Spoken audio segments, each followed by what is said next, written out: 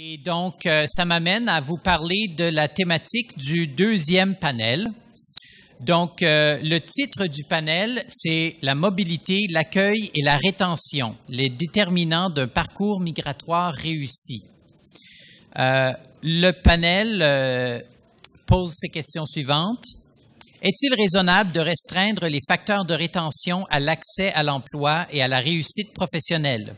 Les aspirations des immigrants sont souvent multiples et complexes et les déterminants de la rétention peuvent l'être tout autant. Quelles sont les stratégies développées par les communautés francophones pour s'adapter à une diversité grandissante et favoriser la rétention des immigrants et des immigrantes? Ce panel cherchera à mieux saisir les facteurs qui influenceront les parcours migratoires des nouveaux arrivants et nouvelles arrivantes d'expression française. Sur le panel, nous avons M. Roger Parent de l'Université de l'Alberta. Natif de l'Ouest canadien, Roger Parent a fait des études supérieures en littérature et en études théâtrales à l'Université de Laval.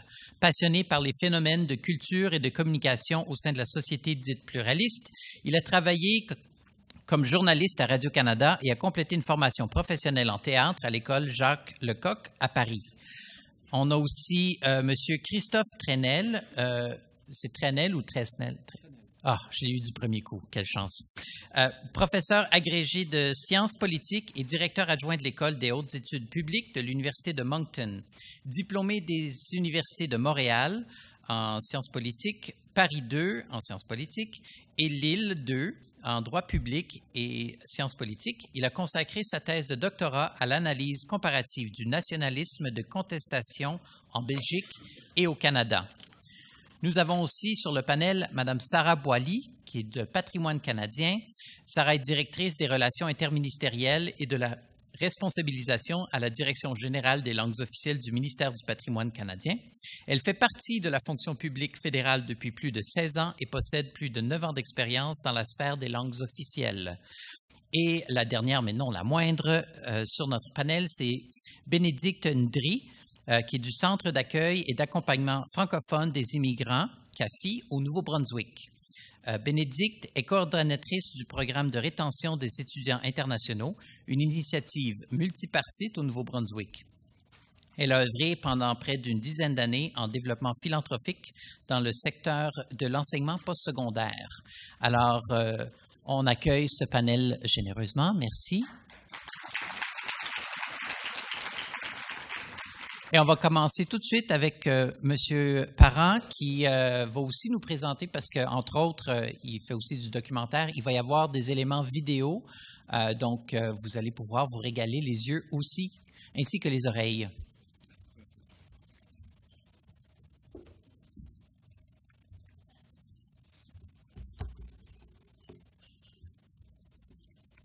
Donc, bonjour et merci à vous. Et merci aussi à la FCFA de son invitation à participer au panel d'aujourd'hui. Je voudrais soumettre à votre attention un certain nombre de réflexions autour du documentaire de Sherbrooke à Brooks que j'ai réalisé pour le Studio de la francophonie de l'Office national du film en 2016. Je voudrais noter que les travaux sociologiques de mon collègue, le Dr Paulin Mulatrice du Campus Saint-Jean de l'Université de l'Alberta, ont levé le voile sur ce corridor migratoire qui, vers les années 2005, s'était développé entre Sherbrooke au Québec et Brooks dans le sud de l'Alberta. Le film, dont il est l'auteur-conseil, s'inspire largement de ses études, puis je vais revenir sur ce point. Bref, le documentaire suit les parcours de vie de 4 réfugiés africains francophones qui, entre 2005 et 2016 approximativement, ont fait l'expérience de ce corridor migratoire. Je vous indiquerai d'abord l'historique et l'intentionnalité du projet en lien avec la sémiotique et la pratique des histoires de vie. Par sémiotique, j'entends tout simplement quelque chose qui, pour quelqu'un, a un sens. Alors, je tenterai de répondre à la question suivante. En quoi la décision de déménager dans l'ouest du Canada et d'y rester ou non peut-elle comporter un sens pour de nouveaux arrivants d'expression française? Et nous écoutons d'abord Marie-Claire. C'est vrai que nous a apporté des éléments qui devraient... C'est vrai que nous a apporté des éléments qui devraient nous rassurer, notamment une prime d'installation. Mais ça reste l'inconnu, même si on sait où on va et qu'il y a des gens qui vont nous accueillir. On se demande, est-ce qu'il faut à nouveau plonger? Est-ce qu'il faut rester sur place? Il y a un proverbe français qui dit « Pierre qui roule n'amasse pas mousse ». On est déjà arrivé ici au Québec. Est-ce qu'on doit continuer à rouler en Alberta? Donc, je peux pas dire que mes problèmes ont été résolus aujourd'hui. Au contraire, il s'en est créé un autre. Les principales retombées du documentaire après son lancement à l'automne 2016. Et mon but, c'est d'illustrer l'éventuelle portée sociale du récit de vie comme catalyseur à la médiation interculturelle.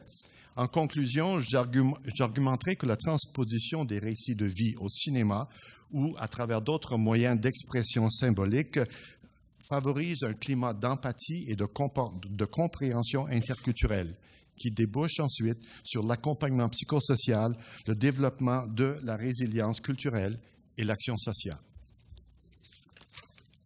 Ce documentaire relève essentiellement de mon intérêt à intégrer la sémiotique culturelle dans le design de stratégies d'action sociale. Et ici, je fais surtout référence aux travaux de chercheurs dans le monde slave, dont Yuri Latman à l'Université de Tartu en Estonie, qui, comme ses collègues, combattaient les politiques brutales de russification de l'ancienne Union soviétique. Il me semblait qu'il y avait des leçons à apprendre là-dedans. Et ces chercheurs prônaient la valeur communicative et médiatrice des produits de culture, dont le récit, pour maintenir la visibilité de collectivités menacées par le régime. Leurs écrits ont trouvé de nombreuses convergences interdisciplinaires dans l'interaction symbolique de Goffman, les approches systémiques au changement social de Lowen en ethnopsychiatrie, de même qu'avec les approches interprétatives et symboliques à la culture de Gertz et de Turner en anthropologie et avec la pratique des récits de vie dans l'histoire et la sociologie de l'oralité. Alors déjà au plan sémiotique, au plan symbolique, le titre même du film évoque un corridor migratoire dont la raison d'être souligne un premier facteur de sens primordial pour les nouveaux arrivants, l'accès à l'emploi. Et au méga-abattoir à Brooks, cet accès est rapide, les emplois bien rémunérés, quoique souvent très difficiles, et l'anglais n'est pas prérequis. Par contre, en 2005, la ville de Brooks connaissait de sérieux conflits sociaux et raciaux, comme pourrait en témoigner M. Saeva ici, et comme en témoigne son collègue Désiré, l'emploi n'est pas tout. On comprend très bien. Les gens doivent comprendre très bien qu'ils ne font pas toujours associer la vie à Brooks avec Lakeside. Ils ne font pas mélanger les deux. Il y a ce qui se passe dans la communauté et qui essaie d'aider les gens à continuer à rester là-bas. Parce que si la vie était seulement l'abattoir, les gens ne pouvaient pas rester. Mais c'est l'organisation maintenant qui est en place au sein de la communauté qui me dit que non, quand même, il y a la vie. Le documentaire démontre l'effet transformateur qui s'est produit à Brooks après 2005, lorsque les familles immigrantes et réfugiés ont pu bénéficier de services d'accompagnement appropriés. Les recherches du Dr Mulatrice servaient de référence première au dépistage des protagonistes. La plupart des Africains approchés ont refusé. Je reviens sur cette question d'invisibilité culturelle, problématique que Hall souligne également en anthropologie en définissant la culture comme un langage invisible, une dimension cachée. Dans la pré-production du film, c'est le docteur Mulatrice qui a joué un rôle incontournable en tant que médiateur culturel. Sa crédibilité a établi la confiance nécessaire à l'expression du non-dit dans le vécu collectif des réfugiés et d'immigrants et qu'il avait admirablement documenté dans ses travaux. Traumatisme dans le pays d'origine, décrochage scolaire, pauvreté intergénérationnelle, racisme au quotidien, la non-reconnaissance des acquis, les ruptures familiales, la violence conjugale, la criminalité et cette errance des nouveaux arrivants en quête d'emplois saisonniers à travers le Canada. Face à de tels défis, on constate l'émergence d'un troisième facteur de sens fondamental pour les protagonistes, la réussite scolaire de leurs enfants.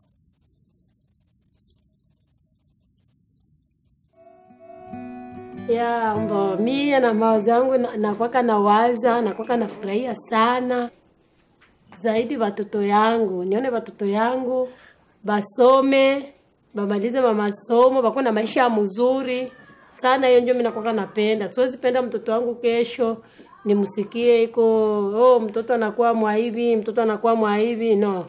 Napenda sana, nakwaka nasusi sana watoto yangu basome masomo, bamalize. Le documentaire est sorti à l'automne 2016. L'accueil de la critique était favorable, très favorable, en français puis en anglais. Les retombées sociales du film suggèrent un quatrième facteur de sens pour les nouveaux arrivants, des structures de médiation entre eux et la société d'accueil. Par médiation, j'entends une interface, des passeurs, la présence active de passeurs de culture me permettant, par exemple, comment est-ce qu'avec mes mots, je peux exister dans l'âme des autres. En français, l'action médiatrice du film a suscité de nombreux échanges pan-canadiens et internationaux. Cette portée médiatrice se trouvait cependant déjà dans le microcosme de l'école francophone de Brooks que décrit ici Chantal, sa directrice.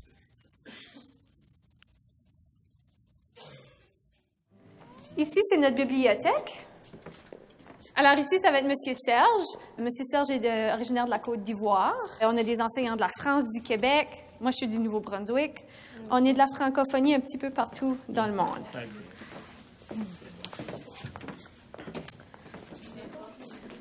Ici, je pense que ça va intéresser nos filles.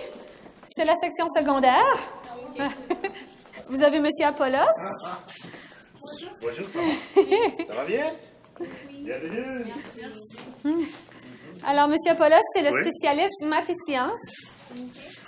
Carrière et vie aussi que vous faites. Oui. M. Apollos est originaire du Cameroun.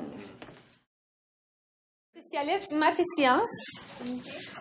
Carrière et vie aussi que vous faites. Oui. M. Apollos est originaire du Cameroun. Après le lancement du documentaire, le Musée canadien de l'immigration du Quai 21 à Halifax a expédié une délégation pour cueillir des récits de filles à Brooks. TV5 a commandé une version documentaire pour ses réseaux à l'international. En avril 2017, le documentaire a reçu le prix spécial du jury au Festival international du film Vue d'Afrique à Montréal. Cet événement a mené à une participation au Festival de film Synergie à Saskatoon. Ces festivals ont suscité des visionnements et des conférences au Québec, entre autres à Montréal, et vont se prolonger jusqu'à l'automne 2018 par l'entremise des Maisons de la Culture. Le film aussi a été retenu par l'ONF pour souligner le mois de l'histoire des Noirs au Canada et a suscité la création d'un module pédagogique. Côté anglophone à Brooks, les retombées étaient caractérisées par une action sociale fortement localisée. Signalons que Brooks, m'étant transformé depuis 2005, compte environ 27 000 personnes, taux de diversité 37 %. On y parle plus de 100 langues différentes. Les organismes culturels de la région ont vu dans le film un archétype, c'est-à-dire un narratif dans lequel tout immigrant pouvait se reconnaître. Le documentaire a ainsi suscité la mise sur pied de 7 ateliers de formation interculturelle en 2017, ateliers qui ont rejoint plus de 250 professionnels issus des secteurs de l'éducation, des soins de santé, de la police, des services sociaux et de l'administration municipale, en partenariat avec Medicine Hat College et des organismes communautaires, dont Global Village.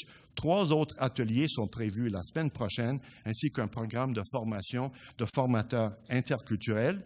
Et en collaboration avec le professeur Zukulun de l'Université de Canberra, en Australie, et jusqu'à l'année dernière chercheur à l'Université de Calgary, ces ateliers intègrent un volet de sensibilisation à la prévention de la radicalisation. Alors, vous voyez, si l'empathie créée par l'expérience esthétique du récit prédispose à l'action sociale, cette action, comme on l'a vu ce matin, n'est pas toujours évidente et encore moins les solutions. D'où l'importance d'un 5e facteur de création de sens, l'accompagnement psychosocial, que je définis brièvement comme ce mode de consultation qui va privilégier l'analyse de la situation en répondant à des problématiques collectives. Je attire votre attention sur le fait qu'une étude récente des méthodes de formation interculturelle dans les universités nord-américaines reconnaît l'accompagnement psychosocial comme option de formation, mais à la toute fin, de façon très marginale. Et moi, je voudrais vous suggérer ce matin, il me semble que cette stratégie comporte un très important potentiel parce qu'elle prédispose à la création de solutions à venir, comme par exemple en matière de radicalisation. Alors, en conclusion, à travers le travail de Saïva, de Désiré au Centre francophone de Brooks ou de Méthode au Safri, soutien aux familles réfugiées et immigrantes de l'Estrie, la réalisation de ce film m'a surtout permis de comprendre l'importance préalable de la sécurité et de l'humilité culturelle, l'empathie, la médiation et l'accompagnement social dans le développement de la résilience culturelle requise pour générer ces solutions qui vont nous définir comme société.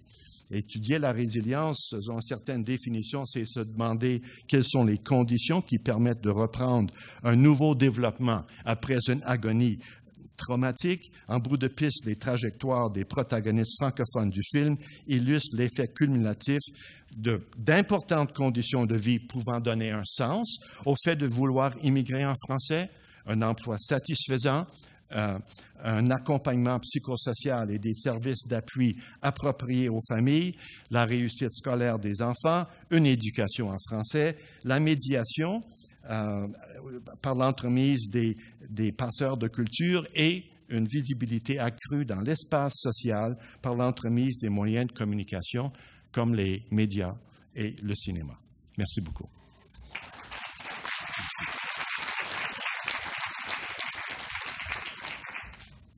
Alors, Christophe Trenel, s'il vous plaît. Merci. Bonjour à tous. Comme j'ai la fâcheuse habitude de ne pas terminer mes communications, je vais ramasser les 3 idées principales que je souhaite vraiment vous transmettre dès maintenant. Premièrement, donc je vais parler de ce qu'on a appelé dans une précédente recherche les francophonies boréales. C'est une histoire à succès de la loi sur langues officielles canadien et des politiques de reconnaissance du français au Canada. Ça, c'est une des premières grandes idées. La deuxième idée, c'est qu'on est face à des communautés francophones bien particulières, des communautés francophones d'accueil bien particulières pour les immigrants, tout simplement parce que ces communautés sont composées d'accueillis. Donc vous voyez, les accueillis sont finalement accueillis par des personnes qui ont elles-mêmes été accueillies. Et la troisième idée, c'est qu'il y a pas mal d'enseignements à tirer sur la mobilité des francophones et le défi de la rétention. Et je dirais que les francophonies boréales ou les francophonies des 3 territoires sont particulièrement bien placées pour justement faire face au gros défi de la rétention dans ce contexte. Je souhaite aussi remercier beaucoup mes collaborateurs à cette recherche qui a été faite en 2016, Molly Hall et Guillaume Deschênes-Thériault, qui est au fond de la salle et qui peut-être répondra à certaines questions, m'aidera à répondre à certaines questions, puisqu'elle a beaucoup contribué à cette recherche. Alors, les objectifs de cette recherche, c'était de cerner le profil des migrants et des immigrants francophones dans les territoires du Nord canadien. Donc, vous l'aurez compris, cette présentation va porter surtout sur la communauté d'accueil, plus que sur les accueillis. Je vais parler des migrants et des immigrants francophones, et non pas simplement des immigrants francophones, mais c'est tout à fait pertinent dans le cadre de ce panel, à mon sens. Le deuxième objectif, c'était de repérer les principaux défis et enjeux liés au recrutement, à l'installation et à la rétention des nouveaux arrivants. Alors le contexte des territoires, ce qu'il faut rappeler, c'est vraiment le contexte d'une histoire ancienne dès l'exploration des territoires nordiques, et je dirais que les francophones se sont très vite, très tôt impliqués dans cette exploration. Il faut reconnaître que pendant le Gold Rush, la ruée vers l'or, par exemple, la plus grande ville canadienne, c'était, du moins au nord de Vancouver, c'était Dawson's Lee. Et Dawson, c'était une ville qui était très composée de beaucoup de francophones. Donc les francophones sont à l'avant-garde finalement de ce travail d'exploration. On pourrait beaucoup élaborer là-dessus. On a appelé dans une précédente recherche que j'ai menée aussi avec ma collègue Anne Robineau et l'équipe de l'ICRML des francophonies boréales. C'est tout simplement les francophonies les plus au nord de la planète. Voilà pour dresser très rapidement le portrait de tout ça. Je vais aller très rapidement sur de la francophonie canadienne aux francophonies territoriales. C'est pour un peu dresser le contexte de cette forte mobilité qu'on peut constater dans les territoires. Depuis les années 70, on rencontre une mutation des politiques de reconnaissance linguistique et une transformation du visage des francophonies canadiennes. Et corollairement à ces transformations, dans le processus, finalement, dans le cadre de la loi sur les langues officielles et toutes les politiques linguistiques qui ont pu être menées au Canada. Corollairement à ce processus, là aussi, l'immigration francophone le dossier de l'immigration francophone a profondément évolué. Tout à l'heure, M. Arnal a parlé finalement des enjeux et des gros défis qui se posaient à l'immigration. L'immigration comme une contrainte pour les francophones en situation minoritaire et progressivement, politique publique après politique publique, engagement communautaire après engagement communautaire, on transforme cette contrainte en opportunité. Avec un nouveau défi, c'est l'accueil des nouveaux arrivants. Et comment on opère finalement une correspondance entre le particularisme linguistique porté par les francophones en situation minoritaire et la diversité culturelle issue de l'immigration. Comment tout ça s'agence? Ça aussi fait l'objet de toute une série de défis. Yukon, territoire du Nord-Ouest et Nunavut, on est bel et bien face à la singularité d'une société d'accueil boréale et d'une communauté de mobiles. Ça, c'est une idée très importante pour bien saisir les enjeux spécifiques auxquels font face les francophonies boréales. Alors voilà à quoi ressemble cette constellation. C'est une constellation de communautés. Vous voyez les trois grandes capitales, Iqaluit, Yellowknife et Whitehorse, et puis des petites îles, on va dire, dans cet immense océan territorial, avec des petites communautés francophones qu'il ne faut certainement pas oublier, qui sont dynamiques elles aussi, Dawson City, notamment Inuvik. C'est un peu la représentation qu'on peut faire de cette communauté avec les trois drapeaux, tout un processus d'identification, d'appartenance. Là, vous voyez les drapeaux donc franco-nunavois, franco-ténois et franco-yukonais.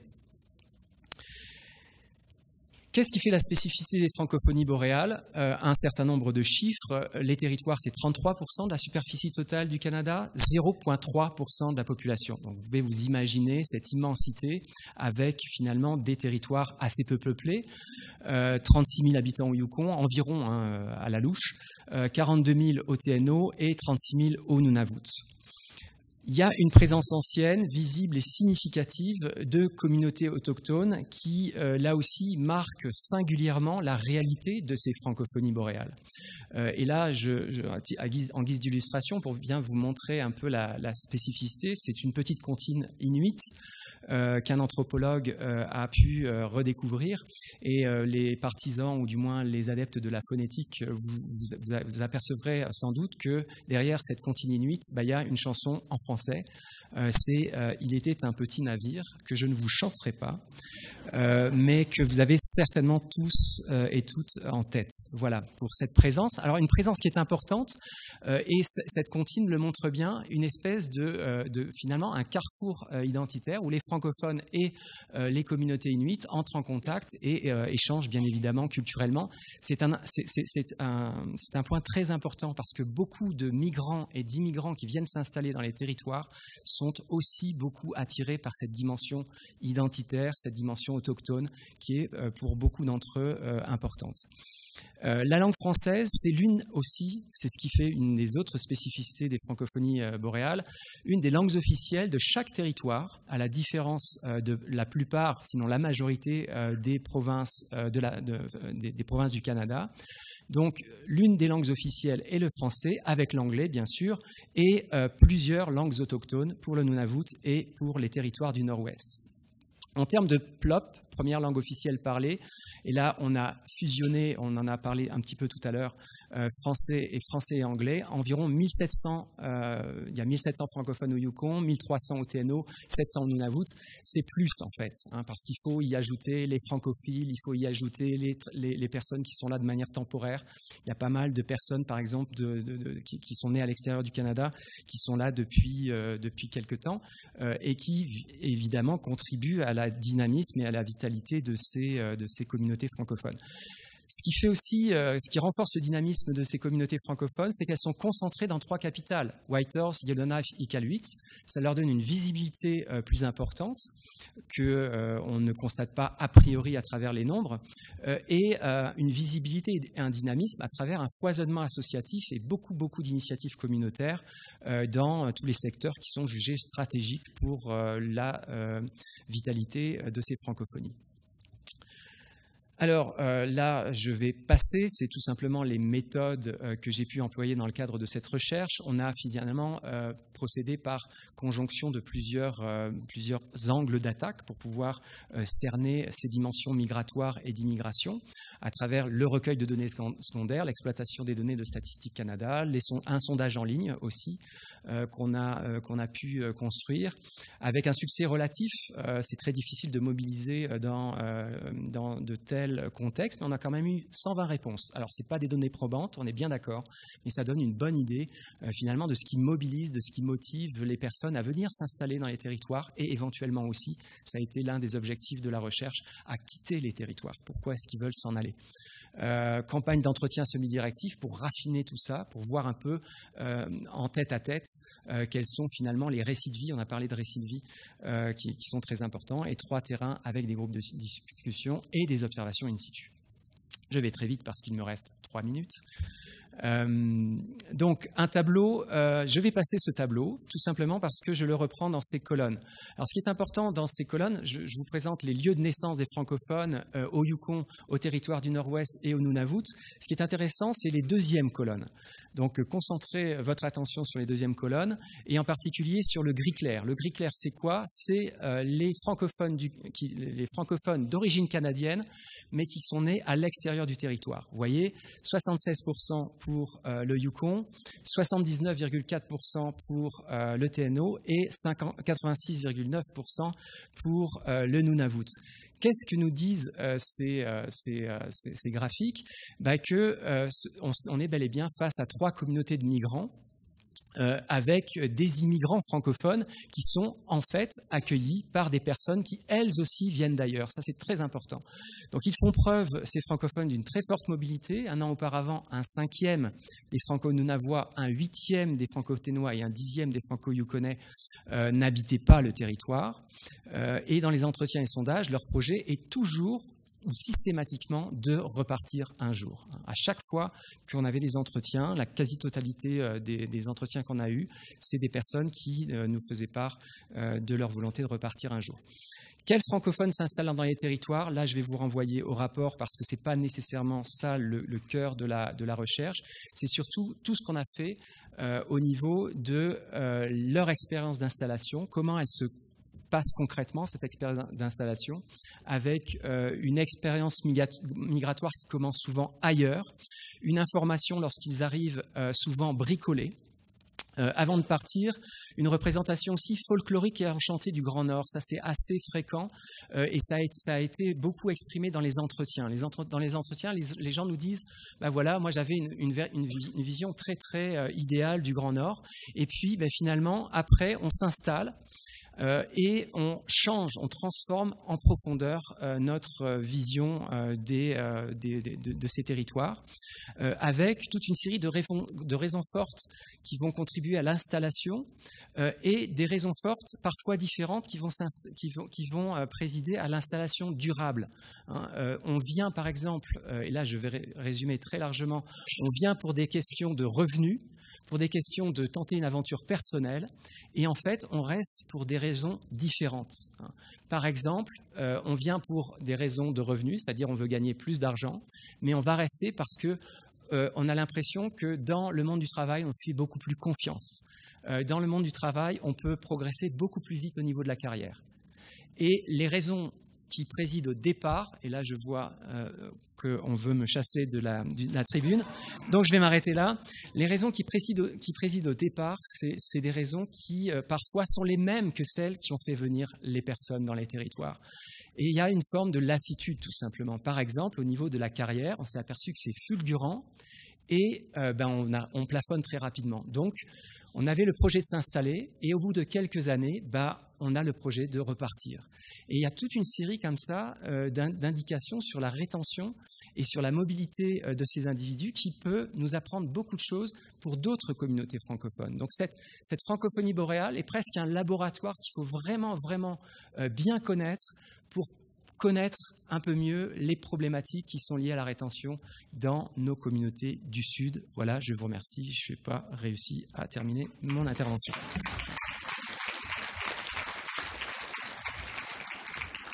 C'était bien apprécié.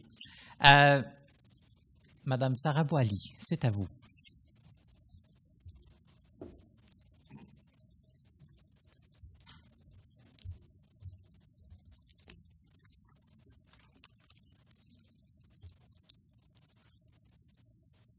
Bonjour, ça me fait vraiment plaisir de venir vous présenter 2 outils que Patrimoine canadien a soit développés ou encouragés en travaillant avec plusieurs types de partenaires différents.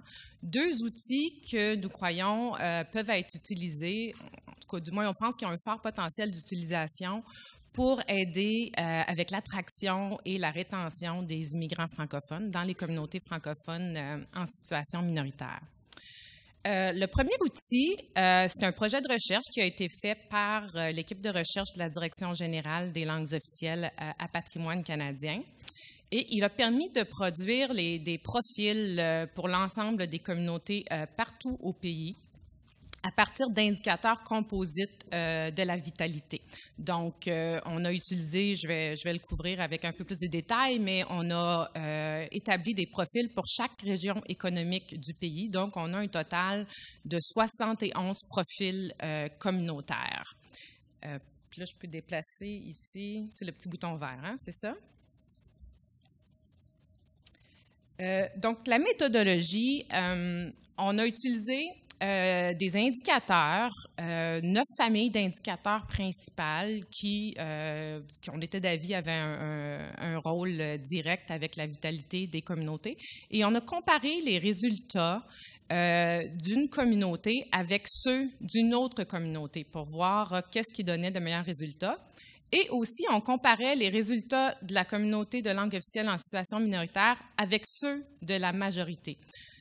Donc ça, c'était vraiment le cœur de la méthodologie. Et en comparant, ça nous permet de voir où sont les communautés où il y a des beaux exemples de réussite et de succès, des bonnes pratiques qui pourraient peut-être être adoptées par d'autres communautés. Et on peut aussi identifier les communautés où il y a des défis particuliers à travailler et où on veut peut-être cibler des acteurs qui pourraient faire des interventions particulières et renforcer la vitalité des communautés. Je ne sais pas s'il y a un délai. OK, ça s'en vient. Donc, je vous présente ici les 9 familles d'indicateurs. Donc, je les couvrirai pas tous en détail parce que vous allez pouvoir avoir accès là, aux publications complètes dans les prochaines semaines. Mais en gros, pour chaque communauté, on compare par exemple la vitalité démographique, la vitalité démolinguistique, la vitalité socio-économique et aussi la diversité socio-culturelle. Donc, voici les 9 familles d'indicateurs qui ont été utilisées pour faire le profil des communautés. Bon, là, ça ressemble un petit peu au pion de quelques arpents de piège, mais je vous assure, c'est beaucoup plus intéressant. Ça, c'est le profil qui a été établi pour la région économique de Moncton-Richiboucto. Et la façon qu'on peut interpréter le diagramme, c'est lorsqu'on voit une pointe de tarte qui est pleine, qui est complète, ça veut dire que la région de Moncton-Richiboucto, comparativement à l'ensemble des autres régions économiques, va très bien et se démarque pour ces catégories-là d'indicateurs. Donc, par exemple, lorsqu'il est question de vitalité démo-linguistique, ça va bien dans cette région-là. Encore une fois, la présence institutionnelle, donc la présence d'écoles de langue de la minorité, la présence d'organismes communautaires, encore une fois, dans cette région-là, ça va bien. On peut voir qu'il y a des défis plus ciblés au niveau de la vitalité socio-économique, donc le taux d'emploi, le niveau de scolarisation, le revenu moyen, etc. Là, ça va moins bien que l'ensemble des autres régions. Et au niveau de la diversité socio-culturelle, ben, l'indice est plus faible que dans les autres communautés. Donc, ça peut nous donner un indice de ce sur quoi agir et prioriser les interventions. Bon, ça, c'est une diapo qui est un peu épeurante, mais je vais attirer votre attention sur les éléments les plus importants. Chaque figure décrit l'indicateur de diversité culturelle, OK? Pour la région de Moncton, encore une fois, mais là, on regarde juste la diversité socio-culturelle. Et à droite, on a la figure qui illustre la diversité socio-culturelle à Toronto. C'est le même principe. Alors, il y a plus de couleurs pleines dans la figure de Toronto. Donc là, on voit clairement que la diversité socio-culturelle est plus élevée, plus forte à Toronto, ce qui n'est pas une surprise. C'est principalement dû au taux d'immigration. Il y a beaucoup plus d'immigrants à Toronto. Et là, on voit qu'à Moncton, bon, il y a un taux d'immigration qui est plus faible. Par contre, c'est intéressant, il y a quand même des pointes de tarte qui sont pleines et qui montrent qu'il y a des choses qui vont bien. Et puis, ça converge un peu à ce que Laetitia a dit un peu plus tôt pendant sa présentation. Ici, c'est au niveau des minorités visibles. Quand on compare les générations de, je pense que c'est 25 à 34 ans, puis ceux de 35 à 44 ans, bien, on peut voir que les minorités visibles sont beaucoup plus jeunes au Nouveau-Brunswick, dans la région de Moncton-Richiboucto, que dans d'autres régions économiques du pays. Donc, on a choisi ces deux figures-là parce que ces deux régions-là illustraient vraiment un contraste. Évidemment, d'un point de vue d'attraction puis de rétention des immigrants francophones, bien, une région qui a un indice de diversité socio-culturelle qui est plus élevé qu'une autre a plus de chances d'attirer puis de retenir des immigrants et de bien les intégrer. Ici, je ne m'attarderai pas trop là-dessus, mais c'est tous les sous-indicateurs qui ont été utilisés pour arriver à l'indice de diversité culturelle. Et là, ce qu'on voit, c'est le poids là, sur les lignes horizontales. Les 4 bandes bleues qui sont les plus longues, ce sont les sous-indicateurs auxquels on a accordé le plus de poids, le plus d'importance. Bien entendu, le poids aurait pu aussi être alloué de différentes façons, là, mais ici, on a alloué plus de poids pour les personnes qui sont nées dans une autre province et qui sont rendues dans la province du Nouveau-Brunswick, dans la région. Le taux pour l'identité autochtone, le taux aussi pour les minorités visibles, et le taux d'immigration, puis les entrants récents.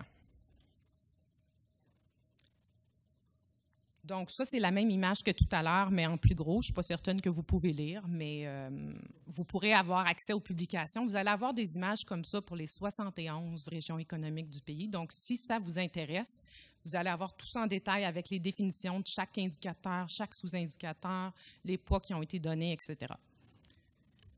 Maintenant, c'est la même figure pour Toronto en plus gros. Et là, pour terminer, je vous montre une carte géographique où on peut voir, là, lorsque les bulles sont bleu foncé, là, c'est parce qu'on a des régions avec un indice de diversité socio-culturelle plus élevé. Donc, c'est pas trop une grande surprise. On voit que c'est surtout dans les grands centres, dans les métropoles. Et lorsqu'on se dirige vers le plus pâle et le plus brun orangé, bien là, l'indice de diversité socio-culturelle est plus faible. Alors voilà, vous avez ici les noms de 2 personnes de l'équipe là, qui sont les créateurs, qui sont à l'origine du projet de recherche. Si jamais vous aviez des questions par rapport à la méthodologie, ce serait vraiment les gens à qui parler. Une chose que je n'ai pas mentionnée tout à l'heure, c'est qu'ils ont principalement travaillé à partir des données du recensement, bien entendu, mais aussi beaucoup de données qui viennent des données administratives de différents gouvernements. On me dit que c'est juste une question d'une semaine ou 2 semaines d'ici à ce que les résultats complets soient publiés. C'est disponible dans les 2 langues officielles et vous pourrez y avoir accès sur le site de Bibliothèque et Archives Canada et aussi sur le site de l'Institut canadien de recherche sur les minorités linguistiques. Alors, je verrai peut-être avec les organisateurs de la conférence si c'est possible d'envoyer les liens une fois que ce sera officiellement publié, si vous pensez que ça peut être utile. Maintenant, je vais vous parler vite fait de du deuxième outil. Alors, il faut que je change de présentation. Je ne sais pas si en arrière, on peut bouger à la deuxième présentation. C'est moi qui le fais? Oui, OK, ça se fait comme ça. Parfait. Donc, c'est un projet là, qui est vraiment tout frais, tout récent. C'est pour ça qu'il n'était pas indiqué dans le programme, mais j'ai cru que ça s'insérait très bien avec le sujet de discussion aujourd'hui là, sur la rétention des immigrants. Ce que ce sont des prototypes d'applications mobiles qui permettent à des utilisateurs de voir, avec la géolocalisation, où sont les activités et les services en français dans ma région. Et le 10 et 11 mars dernier, donc ça ne fait même pas 2 semaines, on est allé à Moncton pour travailler avec des jeunes. Et Christophe et Bénédicte, les jeunes de l'Université de Moncton et du Collège communautaire sont incroyables. Bourrés de talent, ils ont fait des choses remarquables. Et on est allé là-bas pour faire un hackathon. Donc, on a mis à leur disponibilité toute une série de données sur les langues officielles qui viennent du gouvernement fédéral, entre autres immigration. Vous nous avez fourni des données sur les centres de services d'intégration, merci beaucoup. Des données du gouvernement de la province, de la ville de Moncton, puis des données du secteur privé aussi. Et les jeunes ont eu 36 heures pour développer différents prototypes d'applications mobiles. Au niveau des résultats, ça a largement dépassé nos attentes. Il faut dire que l'événement avait lieu entre 3 tempêtes successives. Donc, on s'attendait à ne pas avoir beaucoup de monde, mais finalement, sur 41 personnes inscrites, 35 se sont présentées, même si le pont entre l'île du Prince-Édouard puis la province était fermé. La grande majorité des gens étaient là. Et en tout, il y a 16 prototypes qui ont été développés. Donc, s'il y a des gens du Nouveau-Brunswick dans la salle, là, il va y avoir des gens puis des produits très intéressants à considérer. Puis, ça vaut la peine de trouver une façon d'héberger les produits puis de les travailler davantage. Je vais aller très vite fait aux résultats, là. Ça, c'est le site web accèsfranco2018.ca. Si vous voulez en savoir plus sur l'objectif, comment on a campé la problématique puis les règles du jeu, allez là-dessus. Vous allez avoir des informations. Et là, je vous montre juste les photos des gagnants de la première place. Ils ont gagné une bourse de 10 000 deuxième place, troisième place. Finalement, il y a eu un prix coup de cœur des communautés et des groupes de jeunesse et un prix coup de cœur de l'industrie. Et une photo de l'ensemble des participants. Donc, beaucoup de potentiel pour la suite des choses. Tous les jeunes qui ont gagné un prix ont indiqué dans leur présentation qu'ils voulaient faire de ce projet-là un projet personnel, puis qu'ils voulaient continuer à le développer, l'améliorer et trouver un endroit pour l'héberger. Merci beaucoup.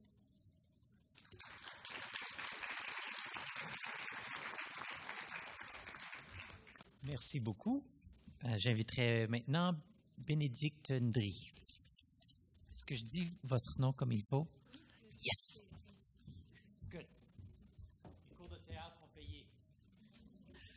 Mais bonjour tout le monde.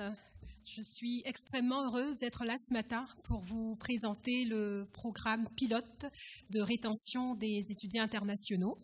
Ça n'a pas paru tout à l'heure dans ma présentation, mais vous allez vous en rendre compte. Je suis originaire de la Côte d'Ivoire. Et j'ai passé une bonne partie de ma vie en Côte d'Ivoire et j'ai eu l'occasion de faire la première partie de mes études universitaires en France. Et depuis 2005, j'ai déménagé au Canada. J'ai commencé par le Québec et maintenant j'ai atterri au Nouveau-Brunswick. Et puis, moi, je suis un peu curieuse. J'aime toujours savoir qui sont les conférenciers, qu'est-ce qu'ils font, d'où est-ce qu'ils viennent. Donc, c'est la raison pour laquelle je vous raconte cette petite tranche de vie personnelle. Parce que j'ai un petit garçon de 3 ans et mon mari, lui, est né au Québec. Mes 2 parents qui ont immigré du Chili au Québec à l'époque. Donc, vous comprenez que je baigne un peu dans toute l'immigration, autant personnelle que professionnelle. Et c'est ce qui explique que je suis très passionnée par ce sujet de l'immigration francophone. En passant, je salue vraiment cette initiative-là. C'est très pertinent d'avoir une réflexion, en particulier sur l'immigration francophone. Je pense que tous ceux qui sont ici aujourd'hui en sont convaincus. Et donc, pour revenir au vif du sujet, donc, je vais vous parler du programme pilote de rétention des étudiants internationaux. En toute humilité, il faut dire que le projet est hébergé au CAFI. Le CAFI, c'est le Centre d'accueil et d'accompagnement francophone des immigrants du sud-est du Nouveau-Brunswick. Le directeur général du CAFI est présent, M. Neil Boucher, que je salue. Merci beaucoup pour l'opportunité de pouvoir présenter le programme aujourd'hui. Mais c'est l'initiative de plusieurs partenaires communautaires. Alors, je parle du partenariat local en matière d'immigration, la ville de Moncton, l'université de Moncton, le collège communautaire. D'ailleurs, Sarah en a parlé tout à l'heure. Ce sont des étudiants extraordinaires qui étudient là. Qui d'autres, j'ai oublié. On a Opportunité Nouveau-Brunswick également. Les services humains de l'Atlantique. Bref, c'est vraiment une initiative qui est tripartite et qui a vu le jour, je dirais, au mois de mai 2017. Donc, c'est un projet pilote qu'on teste sur une période de 3 années. Alors, pourquoi est-ce que ce programme-là a été mis en place? C'est à la suite c'est conformément aux objectifs du projet pilote d'immigration au Canada atlantique. Vous le savez bien, pour pouvoir se qualifier pour ce programme-là, les participants doivent avoir un employeur désigné. Ça veut dire qu'ils doivent avoir un emploi. Et dans la région du Grand Moncton, nous avons l'Université de Moncton, nous avons le collège communautaire qui attire énormément d'étudiants, donc qui sont des étudiants francophones. Des étudiants francophones qui étudient en français dans le Grand Moncton. Et le Grand Moncton est quand même un environnement à majorité anglophone, donc il se retrouve en contexte minoritaire. Quand il s'agit de pouvoir se trouver un emploi, évidemment, vous comprenez tout de suite que la barrière linguistique peut tout de suite être un frein. Et bien sûr, d'autres éléments. Et on a plus de 1000 étudiants internationaux dans le Grand Moncton. Et donc, vous comprenez que si on trouve des stratégies pour pouvoir les retenir après leurs études, en leur permettant de pouvoir avoir de meilleures chances d'intégration professionnelle, mais d'intégration sociale également, on réussit à pouvoir atteindre nos objectifs de croissance démographique. Et donc, j'ai pas cité tout à l'heure la province du Nouveau-Brunswick en tant que partenaire dans ce projet-là, mais ce projet est financé par la division de la croissance démographique. Et quelles sont les différentes composantes de ce programme pilote? Il y a le volet du programme des compétences essentielles au travail. En fait, il y a des secteurs d'emploi qui sont très en demande dans le Grand Moncton, en particulier tout ce qui a trait au service à la clientèle. Et donc, avec la collaboration de la province du Nouveau-Brunswick, donc un programme particulier a été mis en place pour pouvoir identifier les exigences des employeurs dans le secteur du service à la clientèle. Et avec l'association multiculturelle du Grand Moncton, qui est aussi un partenaire de ce projet-là, on a un volet de formation linguistique toujours axé sur les centres de service à la clientèle. On a un autre partenaire qui sont les services humains de l'Atlantique qui s'occupent de tout l'aspect de l'orientation professionnelle, l'élaboration du curriculum vitae et d'autres services d'accompagnement en recherche d'emploi. Évidemment, pour que le programme puisse être complet, on initie les participants à des activités de réseautage, on a des salons d'emploi, on visite également des employeurs qui ont des besoins en main-d'œuvre qualifiée. Et bien sûr, on offre aussi des services de jumelage. Donc, on parle plus de jumelage communautaire parce que c'est bien d'avoir une certaine formation, de bien parler l'anglais, en plus du français, de comprendre les exigences des employeurs. Mais si on n'a pas nécessairement de tissu social ou de réseau social suffisamment étendu, ça peut être un peu triste. Donc, ce sont ces différents éléments-là qui font partie intégrante du programme de rétention des étudiants internationaux. Pour la suite de la présentation, je vais dire PREI parce que c'est relativement long, donc vous m'excuserez. Et comment cela fonctionne par année financière? On a 3 cohortes de participants et on cible 12 à 15 participants. Vous comprenez qu'avec la formation linguistique, on veut travailler surtout l'expression orale en anglais. Donc, s'ils sont beaucoup trop nombreux, évidemment, ça restreint les chances de réussite, donc de performance. Donc, ils ont 3 jours de cours en classe. On est dans un projet pilote. Lorsqu'on a commencé avec la première cohorte, on parlait de 2 jours de formation par semaine. On est passé tout de suite avec la deuxième cohorte et aussi avec la troisième cohorte à 3 jours de formation par semaine. Donc, ce sont des séances de 3 heures. Et donc 2 séances d'anglais par semaine et une séance sur les compétences essentielles au travail. Évidemment, il y a aussi des ateliers sur le milieu de travail inclusif. On parle d'étudiants internationaux, donc forcément qui ont une autre culture, qui doivent comprendre aussi la culture locale. Donc on a ces différents ateliers-là qui viennent se greffer à la formation. Et évidemment les activités de réseautage. Donc ça représente quand même un certain nombre d'heures d'implication par semaine. On parle à peu près de 10 à 12 heures par semaine sur une période de 12 semaines. C'est un programme qui est relativement intensif, mais qui porte ses fruits. Au niveau des différents critères d'admissibilité, on cible des participants qui ont un niveau intermédiaire en anglais. On ne fait pas de test en français, évidemment, ce sont des étudiants francophones, ils maîtrisent parfaitement cette langue-là. Mais vous comprenez qu'en 12 semaines, on ne peut pas nécessairement faire de miracle. Donc, on recrute surtout des candidats qui ont un niveau intermédiaire.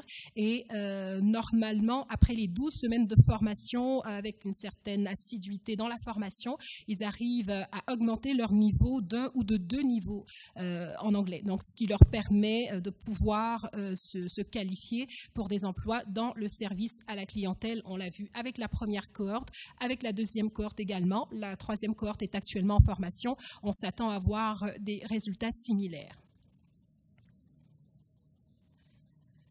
Pour parler brièvement du programme des compétences essentielles au travail, ce qu'on cible essentiellement, donc c'est tout ce qui est en lien avec le service à la clientèle. En fait, ce programme-là, pour qu'il soit suffisamment efficace, il doit cibler quand même des secteurs en particulier. Donc, vous comprenez tout de suite qu'on arrive à certaines limites dans la mesure où les étudiants internationaux de l'Université de Moncton ou du Collège communautaire n'étudient pas nécessairement tous en administration, pour une bonne partie quand même, mais il y a d'autres secteurs aussi, donc peut-être que ce seront des pistes à développer pour la suite.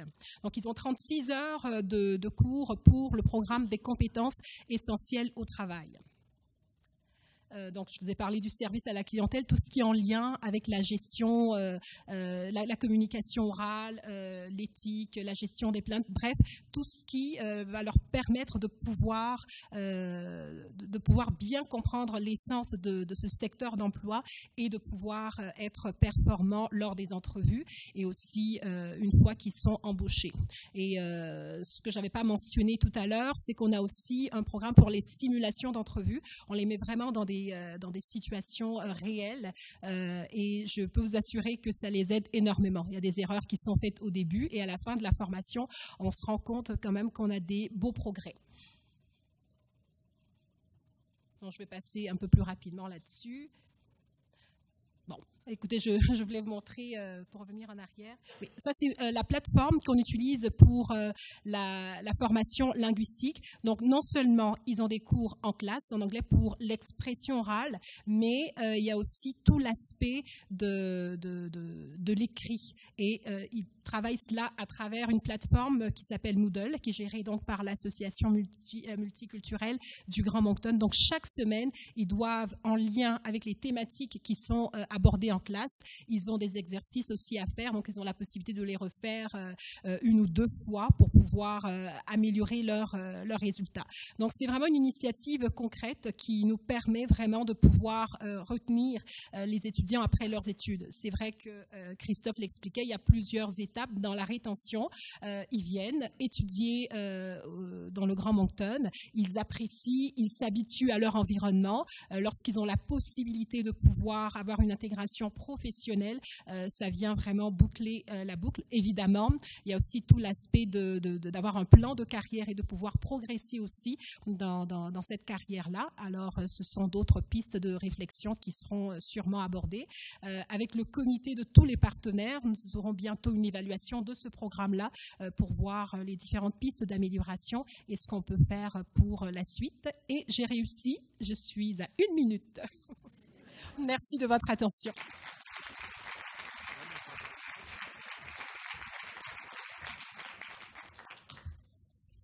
Bravo.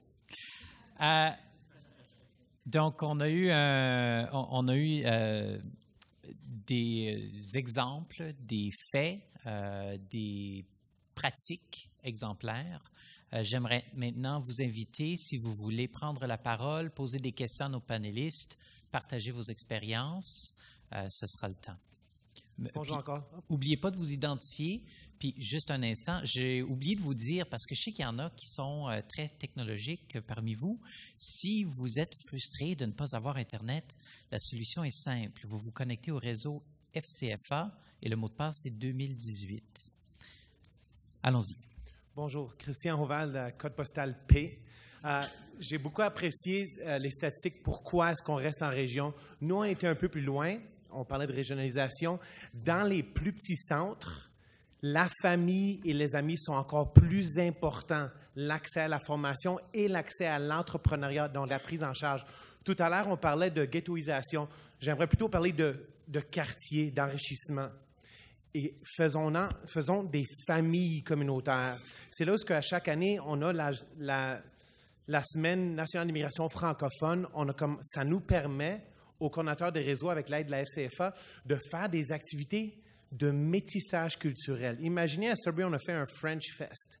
Une chanteuse ivoirienne avec un violonneux canadien-français. Du sucre à crème avec du safran, du clou de girofle et de la cannelle. Okay, c'était écœurant. Mais c'est tout ça, c'est qu'on a pris des chefs, un chef qui était canadien-français, on a eu des bénévoles immigrants qui sont venus. Qu'est-ce qu'on devrait ajouter à cette épice?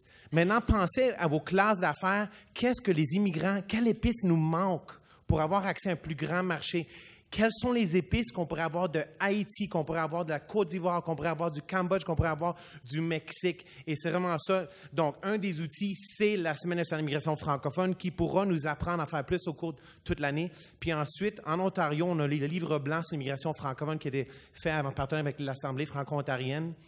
Mais c'est qu'il faut des politiques. Tant et aussi longtemps qu'il n'y a pas une politique en immigration francophone, en régionalisation, il n'y aura aucune discussion éclairée. Tout va très bien maintenant parce que tout le monde est ici et est vendu. Mais surtout que quelqu'un quitte, qu'est-ce qui va se passer? Donc, nous, pour cette année, pour la première fois, le maire a donné une allocution pour le lancement de la Semaine nationale d'immigration francophone. Il faut que les communautés aient une politique. Ça commence. Il faut que le gouvernement provincial ait une politique et le gouvernement fédéral pour que les stratégies qu'on met en place puissent continuer passer la prochaine élection. Merci. Très bien. Est-ce que vous voulez commenter sur le partage? Puis je vous invite à vous diriger vers le micro si vous voulez vous aussi prendre un droit de parole. Donc, on allume? Pas besoin. C'est un thème qui revient très souvent, c'est-à-dire la qualité de l'accueil et la rétention dans les petits centres par rapport à des situations on va utiliser le mot ghettoisation, ou des situations dans les grands centres urbains où les gens sont vraiment les gens existent de façon vraiment marginalisée par rapport à la situation d'accueil. Donc, il y a beaucoup, un grand mérite, je pense, à souligner l'attrait des régions dans l'accueil et la rétention des nouveaux Canadiens. Oui, est-ce que ça fonctionne? Oui. Les petites communautés, c'est clairement ce qui caractérise les communautés francophones des trois territoires. Et là aussi, souvent dans les entretiens, les choses qui transparaissaient, c'est ce qui était valorisé dans l'expérience migratoire dans ces territoires. C'est précisément la qualité de l'accueil. Je dirais plus encore le côté personnalisé de l'accueil. Effectivement, quand on franchit la porte de l'AFI, de Carrefour Nunavut, du CDTNO, ce sont de petites structures. Il y a peu d'immigrants dans les 3 territoires, et très vite, on a un service sur mesure, en quelque sorte.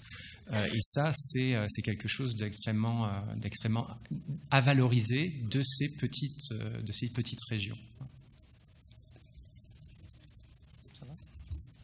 Peut-être donner l'exemple aussi de la Semaine internationale de la francophonie à l'Université de Moncton, ce que j'ai trouvé très intéressant. Je vous ai dit tout à l'heure que je venais de la Côte d'Ivoire. Il y a un plat typique de la Côte d'Ivoire qui se fait à base de bananes plantain qu'on fait frire.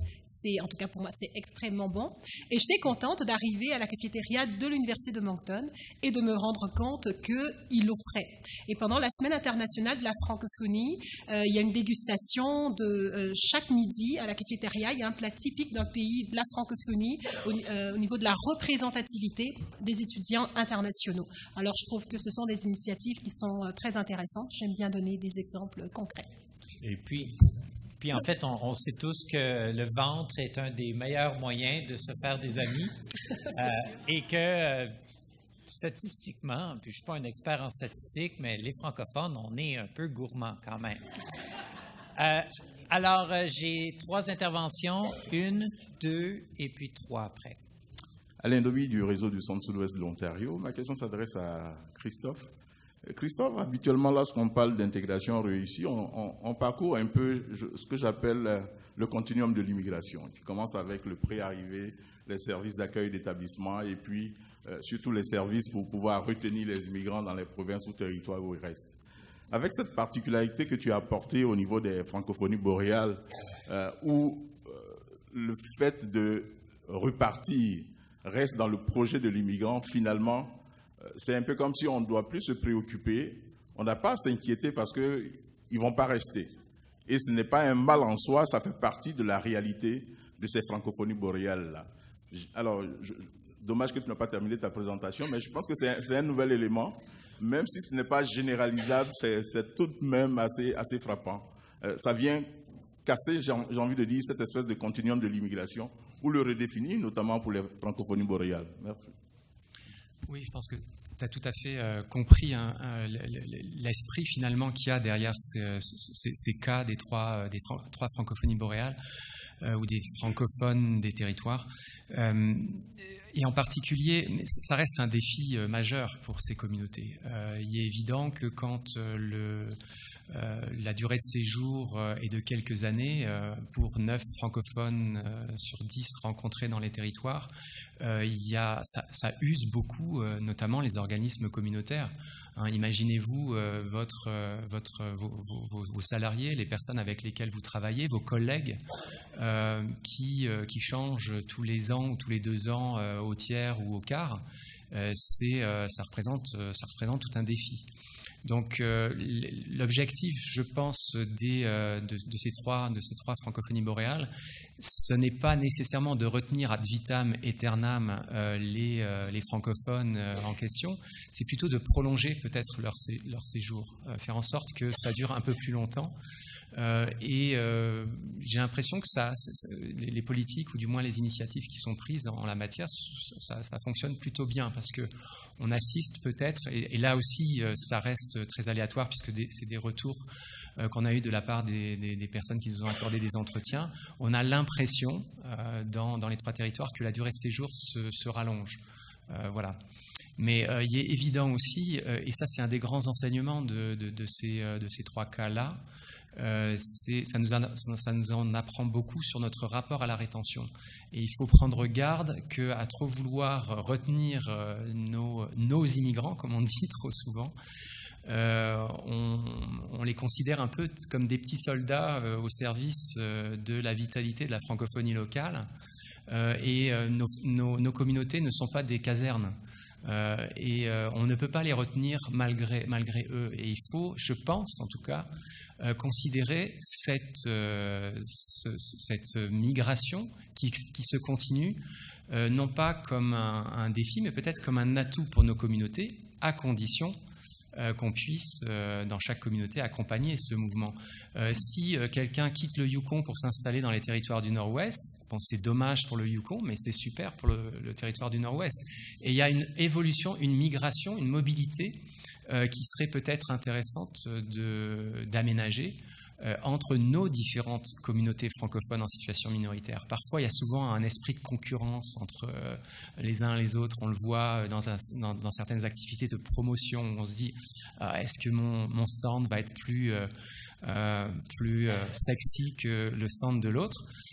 C'est un peu ça quand même, il y a un rapport de concurrence, mais finalement, qu'un immigrant ou qu'un migrant décide de quitter une communauté pour aller dans une autre communauté dans laquelle il se sentira peut-être un peu mieux, c'est plutôt une bonne chose pour l'ensemble de la francophonie canadienne. C'est peut-être vers ça qu'il faudrait tendre en matière de rétention, plutôt que de vouloir absolument retenir. Encore une fois, nos communautés ne sont pas des casernes et les immigrants ne sont pas des soldats de la défense, consacrés à la défense de la francophonie. En aménageant cette mobilité, ça peut être tout à fait favorable à l'ensemble de nos communautés. Merci de votre réponse. Madame? Moi, c'est Sarah Parisio avec le réseau Immigration francophone de Terre-Neuve-et-Labrador et ma question s'adresse également à Christophe. Je sais que vous avez fait des recherches aussi en Atlantique. Et quand moi, j'ai entendu la présentation au sujet des territoires, j'ai entendu énormément de choses qu'on entend aussi à Terre-Neuve-et-Labrador. C'est vraiment une réalité qui ressemble beaucoup à la nôtre. Donc, est-ce que tu pourrais peut-être comparer, je sais que ça ne faisait pas partie du projet, mais je sais que vous avez aussi une expertise en ce qui concerne la région de l'Atlantique. Donc, est-ce que vous voyez des ressemblances entre ce qui se fait et ce qui se passe dans les territoires et ce qui se passe aussi dans les régions de l'Atlantique? Donc ça, c'est la première partie de ma question. Et ma deuxième question, c'est en lien justement avec la rétention. Et peut-être tu nous encourages, je crois, à penser à la rétention différemment.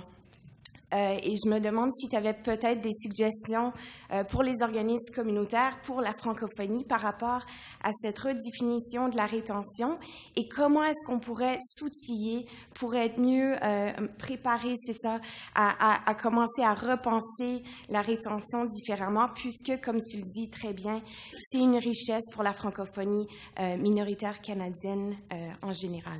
Merci. Merci pour tes questions. Au niveau de la comparaison, ce qui est intéressant dans à la fois la francophonie des territoires et celle qu'on rencontre dans nos communautés en Atlantique, c'est qu'on est face finalement à deux types de communautés d'accueil qui sont plutôt des communautés d'accueil, je dirais, et sans, il ne faut pas que ce soit pris de manière péjorative, mais périphériques. On est finalement des régions qui ne sont pas au cœur des processus migratoires. Et en la matière, il y a vraiment une comparaison à faire que je n'ai malheureusement pas encore faite et que je souhaite beaucoup faire, notamment à travers des recherches qu'il faudrait entreprendre sur la question du recrutement, sur la question de la rétention et sur des questions plus générales du continuum en immigration francophone en Atlantique. Effectivement, Terre-Neuve, au feeling comme ça, ou intuitivement parlant, on peut tout à fait comprendre qu'il y ait des points communs avec des communautés comme celle des franco-yukonais ou des franco-ténois, parce qu'on est des petites communautés avec une immigration, et puis la question aussi de la mobilité des francophones sur place. Quand on regarde comment fonctionne la péninsule acadienne, c'est ça aussi. On est confronté non seulement à des régions qui connaissent des crises en matière économique, mais aussi qui peinent non seulement à attirer des nouveaux arrivants, mais à retenir leurs jeunes. Souvent, on parle des jeunes qui quittent les régions. J'ai l'impression qu'il faudrait peut-être étudier l'immigration et les processus migratoires dans le cadre plus global des migrations et justement de ces processus migratoires. Joindre un peu plus systématiquement immigration et migration, c'est ce qu'on essaye de faire dans le cadre de la recherche sur les territoires et c'est vraisemblablement ce qu'il faudrait aussi faire en Atlantique. Comment penser tout à la fois la migration des jeunes de la péninsule vers Moncton ou de la péninsule vers l'ouest canadien, vers ici par exemple, vers l'Alberta, et corollairement à ça, l'installation ou la non-installation ou l'installation temporaire des immigrants qui viennent de l'extérieur du Canada. Okay. J'avais quelqu'un qui était au micro ici. Ça va? OK. Monsieur? Oui, mon nom c'est Kayushka et je travaille comme conseiller en emploi avec Accès Emploi. Ma question va s'adresser à Roger Parent. Merci pour la recherche, pour avoir fait identifier ce qui fait un sens souvent pour les nouveaux arrivants. Un des aspects dont je vais poser la question, c'est l'accompagnement psychosocial. Je peux vous dire, comme conseiller en emploi, au-delà des barrières qu'on regarde pour les clients, il y a l'aspect psychosocial. Alors, de la théorie à la pratique, concrètement, qu'est-ce que vous pouvez recommander aux services d'accueil et puis aux services d'emploi dans l'accompagnement psychosocial? D'accord. Alors, merci de votre question parce que c'est peut-être la grande leçon que j'ai apprise de cette expérience de réaliser un film sur le vécu collectif des immigrants et des réfugiés au Canada. Je n'étais pas du tout formé pour ça. Heureusement, il y avait Paulin d'abord, Paulin Mulatrice, qui m'a aidé à aller dans les structures profondes de ces communautés. Merci également à Désiré, à Saïva, au Centre francophone de Brooks, qui nous ont ouvert leurs portes. J'ai été confronté à... Je vais rebondir sur la question des étudiants internationaux. Dans la réalisation de ce film et dans les ateliers qui ont suivi, j'ai été confronté à des situations horribles, des situations d'impasse. Il n'y a pas de solution. Et c'était peut-être un peu prétentieux de penser que, bon, si on améliore notre compréhension par l'entremise des récits, si on donne des techniques de formation interculturelle, ça va aider à l'emploi et tout. Il y a de ces situations où la seule chose qu'on peut faire, puis c'est la chose la plus importante, c'est d'être là et de cheminer avec les gens. Parce que parfois, les solutions ne sont pas là et ce qu'il faut craindre, c'est quand les gens, nos nouveaux Canadiens, ne sont plus sur le radar. Il y a une question de sécurité culturelle. Il y a ces prédateurs qui sont là.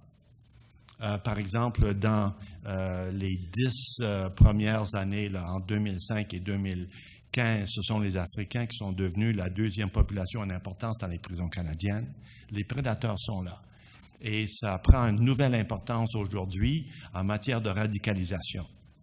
Ils recrutent les gens qui tombent entre les cracks, si on veut, qui tombent entre les filets. Alors, dans la mesure où on a du monde sur place pour cheminer avec les gens, pour établir une interface avec les nouveaux Canadiens et la société d'accueil, il y a moyen de trouver des solutions ensemble et à élaborer des solutions nouvelles. Et donc, cette pratique de l'appui psychosocial, c'est quelque chose que j'ai appris de mes collègues à l'Université du Québec à Rimouski, Psychosocial Support en anglais. Je trouve que c'est vraiment le point de départ, indépendamment des techniques, indépendamment des programmes, indépendamment des programmes de formation. L'important, c'est d'être là parce que souvent, les gens craquent sous la pression des situations de vie qu'ils ont à endurer. J'espère que j'ai répondu à votre question. Ça va? Oui. Merci. J'ai 2 intervenantes, ici, puis ensuite ici. Et je crois que ça va être probablement ça pour le temps. Si vous avez une question brûlante, allez vous mettre en ligne, mais sinon, on va clore le panel à ce moment-là. Bonjour, moi je m'appelle Karine Twickham, conseillère académique au campus Saint-Jean, Université d'Alberta. Je tiens vraiment à saluer l'initiative de l'Université de Moncton en ce qui concerne la rétention des étudiants internationaux, parce que moi-même, étant à un moment de mon parcours canadien, ayant été étudiante internationale, je sais quelles ont été les difficultés de ces étudiants-là. gradué à une époque où, à ce moment-là, l'immigration ne permettait pas aux étudiants internationaux de pouvoir avoir un emploi, entrer sur le marché du travail, vouloir aller dans un centre comme équivalent à accès à emploi, pouvoir se faire aider à bâtir un CV, participer à une session de réseautage et se faire dire que non, c'est uniquement pour les étudiants, pour les résidents permanents ou les Canadiens. Ça fait un choc compte tenu des frais qu'on a payés, des études qu'on a payées. C'est vraiment difficile. Et vraiment, vous avez parlé des différents intervenants, de toutes les personnes qui appuient ce projet. Je ne sais pas, quand vous dites gouvernement du Nouveau-Brunswick, est-ce que ça inclut l'immigration aussi, mais j'aimerais vraiment interpeller le gouvernement de l'Alberta, la province de l'Alberta et toutes les communautés, parce que lorsqu'on fait réflexion sur l'immigration, on a toujours tendance à parler penser à ceux qui immigrent, qui sont en train d'immigrer, de faire une demande de résidence permanente, mais on ne voit pas le capital qu'il y a dans ceux qui ont étudié ici. Parce que, oui, on est peut-être des étudiants internationaux, nous avons été étudiants internationaux, cultures différentes, mais ayant fait 4 ans d'études ici, je pense que du point de vue de l'insertion, ces étudiants ont beaucoup plus, ces finissants ont beaucoup plus de facilité à s'intégrer sur le marché du travail, dans la société, qu'une personne qui arrive directement de l'étranger. Donc, je pense qu'on a un grand intérêt en tant que communauté qui réfléchit sur l'immigration à capitaliser aussi sur ces études, sur ces finissants-là et de voir comment est-ce qu'on peut les accompagner. Parce que du point de vue des politiques d'immigration pour ces étudiants-là qui ultimement arrivent à obtenir un permis de travail, qui décident finalement, du point de vue professionnel, je veux m'installer au Canada, je peux vous dire que les politiques d'immigration n'est pas en notre faveur. Moi, j'ai gradué. Puis lorsque j'ai fait 2 années d'expérience de travail, quand j'ai fait ma demande de résidence permanente, un des critères me demandait de prouver ma compétence langagière en français. J'ai gradué d'une université canadienne. Je trouvais ça insultant envers moi, insultant aussi envers mon diplôme, parce que c'est un diplôme canadien que j'ai eu. Donc vraiment, dans notre réflexion sur l'immigration, on gagnerait à capitaliser sur ces étudiants-là parce qu'ils font partie de la communauté francophone. Merci. Merci. Est-ce que vous voulez réagir?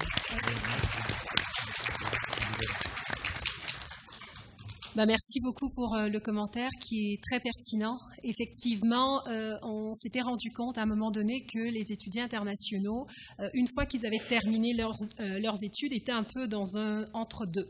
Parce que les centres d'accueil desservaient les résidents permanents, mais ces étudiants-là, quand on arrive avec une nationalité étrangère, on arrive avec un permis d'études, avec un visa, donc c'est un statut de résidence temporaire.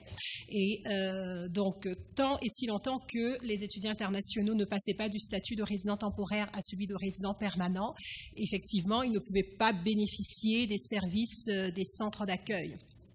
Et ce qui est intéressant avec le programme pilote de rétention des étudiants internationaux, c'est que c'est une initiative en fait qui est financée par la division de la croissance démographique du gouvernement du Nouveau-Brunswick. En fait, ce sont les différents partenaires que j'ai cités, c'est-à-dire l'Université de Moncton, le CCNB, la Ville de Moncton, le partenariat local en matière d'immigration, l'association multiculturelle Opportunité Nouveau-Brunswick, qui ont monté ce projet-là ensemble, qui sont arrivés, qui l'ont déposé sur la table de la division de la croissance démographique. Et une des particularités du Grand Moncton, c'est que les liens entre les différents partenaires communautaires sont forts. Donc ça a permis de pouvoir donner du poids à cette initiative-là.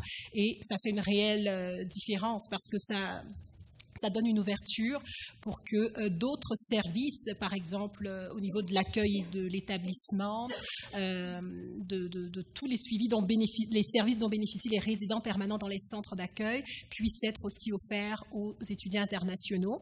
Une des particularités aussi qu'on a à Moncton, c'est qu'au niveau de l'Université de Moncton et aussi du CCNB, il y a d'autres subventions provinciales qui permettent également de pouvoir aussi encadrer les étudiants internationaux, même quand ils sont aux études, donc autant à l'Université de Moncton et puis aussi au collège communautaire. Et je pense qu'il y a une prise de conscience qui a été faite dans la mesure où c'était un besoin qui devient criard, surtout pour une province qui a une décroissance démographique. Alors, je suis bien heureuse d'avoir des exemples concrets qui viennent appuyer cela.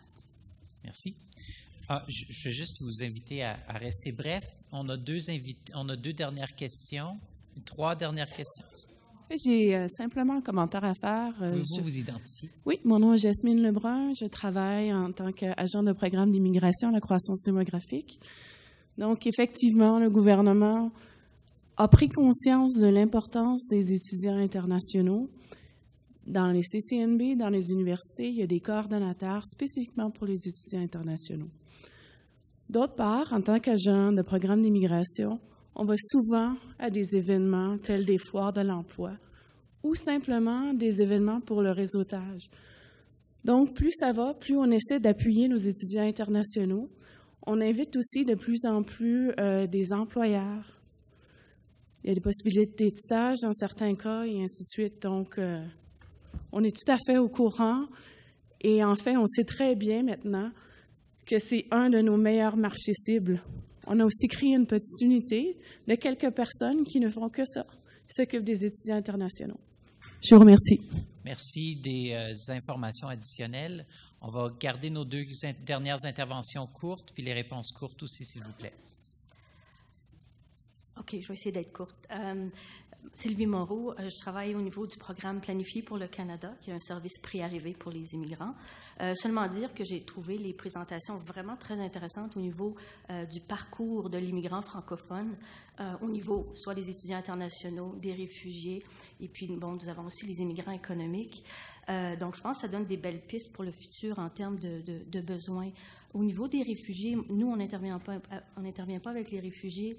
J'ai trouvé les réflexions très intéressantes entre ce matin et en fait, on est encore le matin, avant le café et maintenant, en termes de la vulnérabilité des personnes réfugiées et notre perception, par exemple, par des communautés ethnoculturelles. On parlait des Congolais, des choses comme ça, mais l'aspect médiateur culturel est très intéressant pour les populations vulnérables.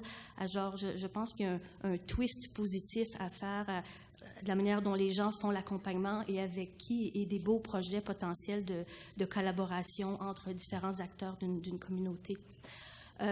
J'en arrive à mon autre point, ça s'adresse à Mme Boily. Au niveau du pré-arrivé, évidemment, nous, on est un allié de la francophonie, on est bilingue. Mais dans nos services d'orientation francophone, on essaie évidemment de promouvoir la régionalisation, les atouts des différentes communautés. On n'a pas énormément tout le temps beaucoup d'outils. Alors, vos 71 portraits sont très intéressants en termes d'outils potentiellement utilisables. C'est vrai qu'à prime abord, ils peuvent être un peu épeurants. Et quelqu'un qui va voir une tarte à moitié remplie va dire, bon, ben moi, je n'irai pas à la tarte. Par contre, ce qui pourrait être vraiment intéressant, c'est une fois qu'ils seront publiés, si au lieu d'un PDF, c'était en fait 71 liens dirigeants qu'on peut cliquer, qui se dirigent au document, mais l'associer en même temps, par exemple, à des histoires à succès.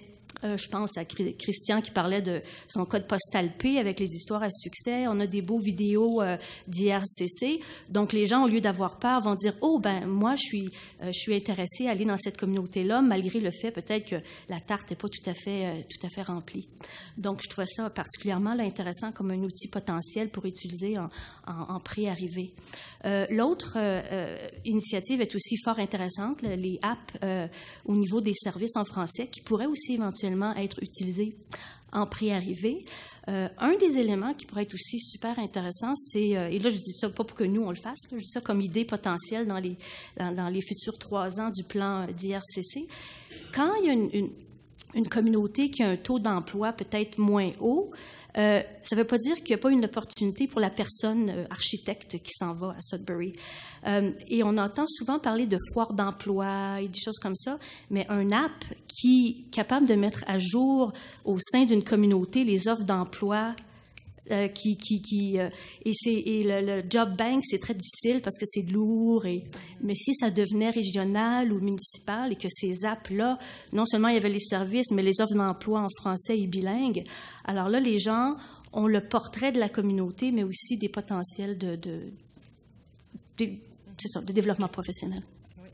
Merci beaucoup. J'apprécie beaucoup que vous soyez positive puis que vous souligniez les éléments que vous avez appréciés des présentations. J'ai pas besoin de peser. Je vais répondre très vite fait là, parce que je sais que qu'on compte le temps. Oui, vous avez tout à fait raison. Là, les applications mobiles qui ont été développées là, pourraient tout à fait être utilisées dans un contexte de pré-immigration. D'ailleurs, quand on a campé la problématique, qu'on a lancé le défi aux jeunes, ça faisait partie des enjeux puis des occasions qu'on a présentées.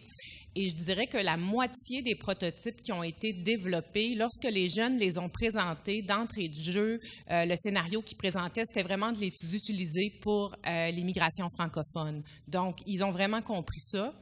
Aussi, par rapport aux emplois, je suis de l'offre d'emploi bilingue ou en français, je suis tout à fait d'accord avec vous. Puis d'ailleurs, l'étudiant qui a gagné le 3e prix, il est allé beaucoup plus loin que les autres.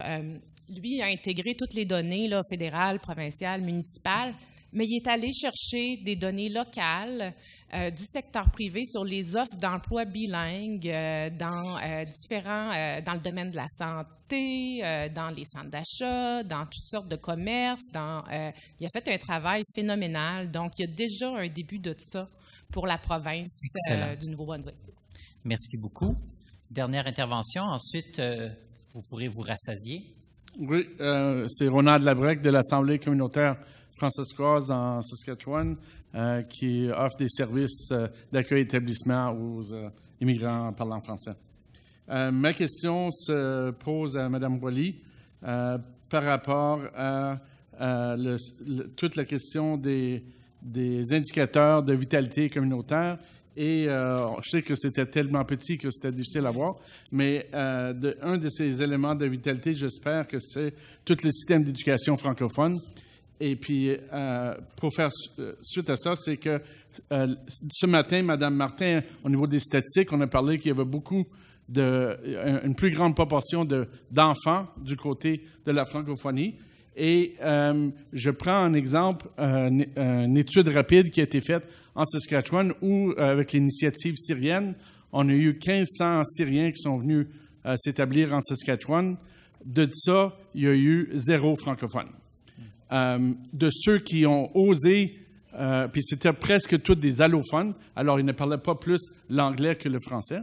De ceux qui ont osé vouloir mettre leurs enfants dans des écoles d'immersion même, ont été dissuadés. Ceux qui ont poussé plus loin ont fait les inscriptions dans les écoles d'immersion, ont été refusés. Alors, on a 1500 personnes qui sont arrivées en Saskatchewan, que maintenant vont toutes faire partie du côté anglophone. Patrimoine canadien a une responsabilité au niveau des langues officielles, mais ça inclut la réparation.